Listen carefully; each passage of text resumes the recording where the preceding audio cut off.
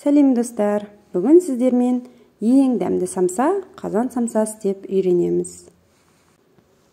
Ең алдымен ұнымызға су, жұмыртқа және де тұз қосып, тым қатты емес, тым жұмсақ емес, орташа қамыр илеп аламыз.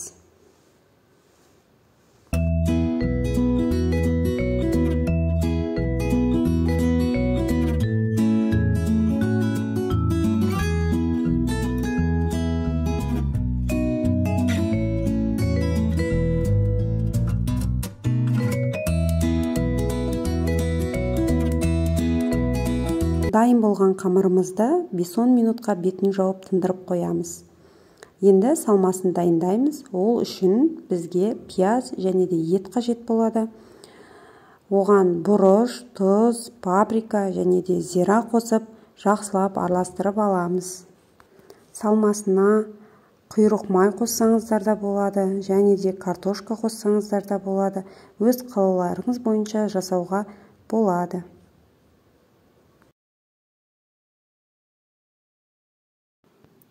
Дайын болған қамырымызды жақсылап жұқа болғанша жайып аламыз.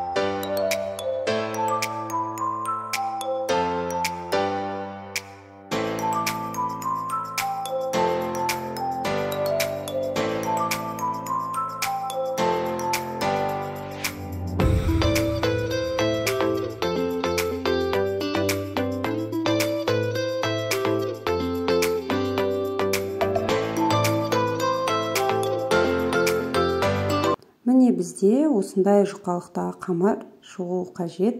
Енді осы қамырымызды маргаринмен жақсылап майлап аламыз. Барлық бөлігіне жағып, және де жұқалап орап шығамыз.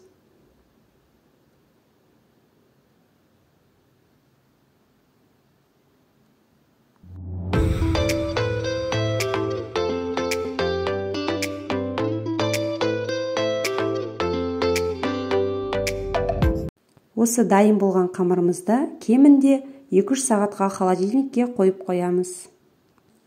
Міне біздің қамырымыз дайын. Енді осы қамырымызды бөліктерге бөліп, самсамызды жасайтын боламыз.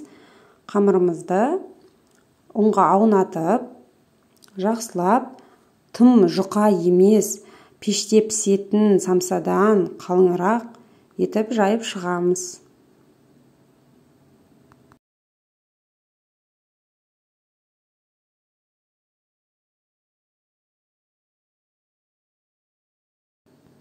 Міне бізде қамырымыз дайын. Енді салмасын салып, жақсылап түйіп шығамыз.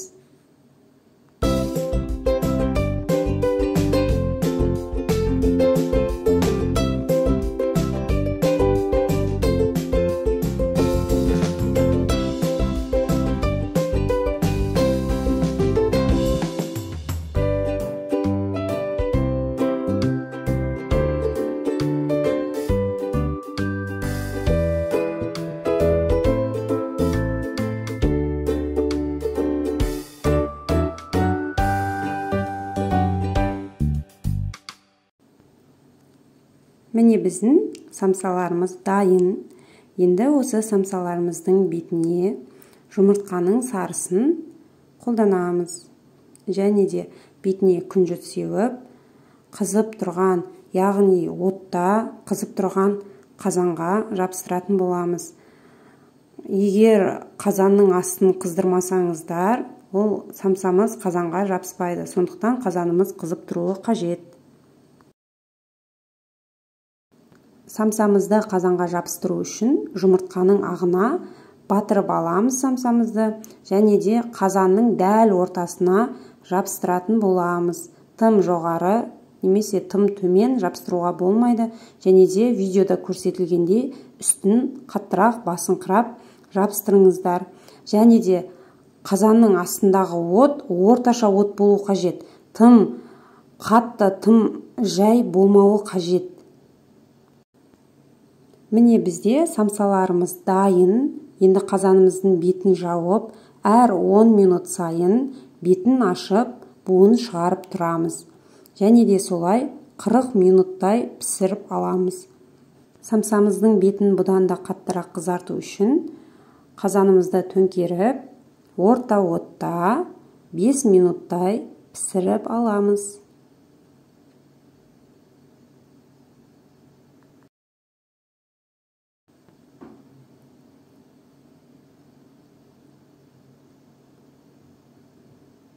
Міне біздің самсаларымыз дайын, әдемі беті қызарып пісті.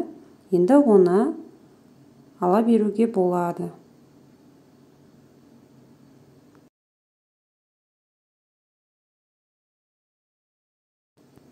Самсаларымыз дайын. Мен сіздерге ішін көрсетейін. Ыстық болғандықтан мен пышақпен кесіп тұрмын. Іші піскен және де өте тойымды самса жасап көруге кеңес беремін. Астарыңыз дәмді болсын. Егер видео ұнаса, каналға тіркеліп, лайк басып, комментария жазуды ұмытпаңыздар.